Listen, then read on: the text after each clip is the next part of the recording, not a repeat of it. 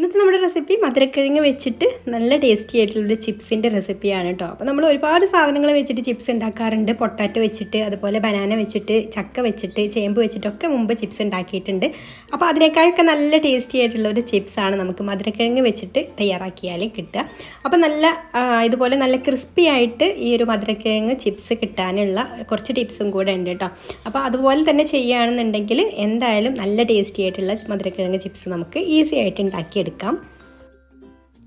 അത്യാവശ്യം ഒരു വലിപ്പമുള്ള ഒരൊറ്റ മധുരക്കിഴങ്ങ് ഉണ്ടെങ്കിൽ തന്നെ നമുക്കൊരു ബൗൾ നിറയെ ചിപ്സ് ഉണ്ടാക്കിയെടുക്കാം കേട്ടോ. അപ്പോൾ ഞാനിതാ മധുരക്കിഴങ്ങ് ഒന്ന് മുറിച്ചിട്ട് നന്നായിട്ട് കഴുകി അതിലുള്ള വെള്ളമൊക്കെ ഒന്ന് തുടച്ചിട്ടുണ്ട്. ഇനി നമുക്കിതൊന്ന് കട്ട് ചെയ്ത് കൊടുക്കാം. ഇതുപോലെ കനം കുറച്ചിട്ട് വേണം കേട്ടോ കട്ട് ചെയ്തെടുക്കാൻ വേണ്ടിയിട്ട്. നമ്മൾ സാധാരണ പൊട്ടാറ്റോ ചിപ്സൊക്കെ ഉണ്ടാക്കുന്നത് പോലെ തന്നെ.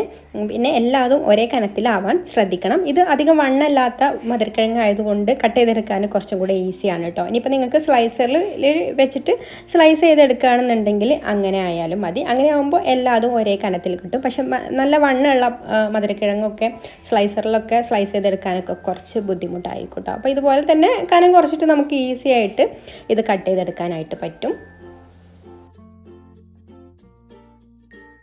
ഇനി നമ്മളത് ഫ്രൈ ചെയ്തെടുക്കുന്നതിന് മുന്നേ ആയിട്ട് ഒരു കാര്യം കൂടി റെഡിയാക്കി വെക്കണം. അപ്പോൾ അതൊരു ചെറിയ ബൗളിലേക്ക് ഞാനൊരു 1/2 ടീസ്പൂൺ ഉപ്പും ഒരു 1/4 ടീസ്പൂൺ മഞ്ഞൾപ്പൊടിയും കൂടെ ചേർത്ത് കൊടുക്കുന്നുണ്ട്. ഇതിലേക്ക് ഒരല്പം വെള്ളവും കൂടെ ഒഴിച്ചു കൊടുത്തിട്ട് 1-2 ടേബിൾ സ്പൂൺ വെള്ളമൊക്കെ മതി കേട്ടോ. അത് ഒഴിച്ചു കൊടുത്തിട്ട് ഒന്ന് മിക്സ് ചെയ്ത് കൊടുത്തിട്ട് നമുക്ക് മാറ്റി വെക്കാം. അപ്പോൾ നമ്മുടെ ചിപ്സ് ഫ്രൈ ചെയ്തെടുക്കാൻ വേണ്ട ഓയിൽ ഇവിടെ നന്നായിട്ട് ചൂടായി വന്നിട്ടുണ്ട്. ഞാൻ വെളിച്ചെണ്ണയാണ് കേട്ടോ ഉപയോഗിക്കുന്നത്. അപ്പോൾ നല്ല ചൂടായിട്ടുള്ള എണ്ണയിലേക്ക് വേണം ഓരോ പീസും ഇട്ട് കൊടുക്കാൻ. ഇതുപോലെ ഓരോ പീസായിട്ട് തന്നെ ഇട്ട് കൊടുക്കുക കേട്ടോ. പിന്നെ ഇതങ്ങനെ തമ്മിൽ ഒട്ടി പിടിക്കൊന്നുമില്ല. പശയൊന്നും ഇല്ലാത്തത് കാരണം വേറിട്ട് തന്നെ കിടക്കും കേട്ടോ. അപ്പോൾ നല്ല ചൂടായിട്ടുള്ള എണ്ണയിലേക്ക് ഇട്ട് കൊടുത്തതിന് ശേഷം പിന്നെ നമ്മളിത് ലോ ഫ്ലെയിമിൽ വെക്കണം കേട്ടോ. ലോ ഫ്ലെയിമിൽ വെച്ചിട്ട് വേണം നമ്മൾ എന്തായാലും ഫ്രൈ ചെയ്തെടുക്കാൻ വേണ്ടിയിട്ട്. അതിപ്പോൾ നമ്മൾ ഈ ഒരു ചിപ്സ് അല്ല, ഏത് ചിപ്സ് ചക്കയാണെന്നുണ്ടെങ്കിലും ഒക്കെ തയ്യാറാക്കി എടുക്കുന്ന സമയത്ത് ഇട്ട് കൊടുത്തതിന് ശേഷം പിന്നെ ലോ മീഡിയം ഫ്ലെയിമിൽ വെച്ചിട്ട് അത് ഫ്രൈ ചെയ്തെടുക്കാൻ പാടുള്ളൂ കുറച്ച് സമയം കേട്ടോ. പിന്നെ അതൊന്ന് മൊരിഞ്ഞ് വരാൻ തുടങ്ങുന്ന സമയത്ത് മാത്രം നമ്മൾ ഹൈ ഫ്ലെയിമിൽ വെക്കാൻ പാടുള്ളൂ. അങ്ങനെ ആയിക്കഴിഞ്ഞാൽ നമുക്കിത് ഒരുപാട് നേരം ക്രിസ്പി ആയിട്ട് കിട്ടും കേട്ടോ. നമ്മൾ ഒരുപാട് കാലം സൂക്ഷിച്ച് വെക്കാനുള്ളതൊക്കെ ആണെന്നുണ്ടെങ്കിൽ അങ്ങനെ തന്നെ ഫ്രൈ ചെയ്തെടുക്കണം. അപ്പോഴേ ഉള്ളൂ നല്ല ക്രിസ്പി ആയിട്ട് കിട്ടുക.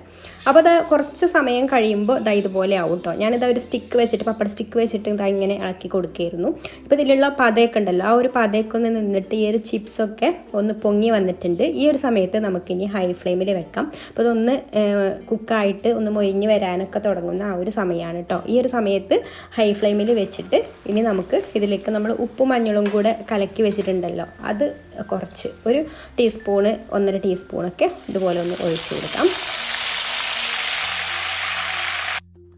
ഇനി വീണ്ടും ഒന്ന് ഇതുപോലെ സ്റ്റിക്ക് വെച്ചിട്ട് തന്നെ ഒന്ന് ഇളക്കി കൊടുക്കുക. ഇപ്പോൾ നല്ല ക്രിസ്പി ആയിട്ട് വന്നിട്ടുണ്ട് കേട്ടോ ഇത്. ഇനി നമുക്കിത് കോരിയെടുക്കാം. ഇനി ഇതുപോലെ തന്നെ നമുക്ക് ബാക്കിയുള്ളതും കൂടെ ഫ്രൈ ചെയ്തെടുക്കാം. അപ്പോൾ ഇത്രയേ ഉള്ളൂ, നമ്മുടെ മധുരക്കിഴങ്ങ് ചിപ്സ് ഇവിടെ റെഡി ആയിട്ടുണ്ട്. നല്ല ക്രിസ്പി ആയിട്ടുള്ള ഒരു ചിപ്സാണിത്. നല്ല ടേസ്റ്റുമാണ് കേട്ടോ. ചെറിയൊരു സ്വീറ്റും അതുപോലെ ഉപ്പിൻ്റെ ടേസ്റ്റും എല്ലാം ഉണ്ടാകുമ്പോൾ ഒരു അടിപൊളി ടേസ്റ്റാണ്. ട്രൈ ചെയ്ത് നോക്കാത്തവരൊക്കെ ഉണ്ടെങ്കിൽ ഒന്ന് ട്രൈ ചെയ്ത് നോക്കുക കേട്ടോ. അപ്പോൾ വീഡിയോ ഇഷ്ടമായിട്ടുണ്ടെങ്കിൽ ചാനലൊന്ന് സബ്സ്ക്രൈബ് ചെയ്യാൻ മറക്കല്ലേ. Thank you for watching.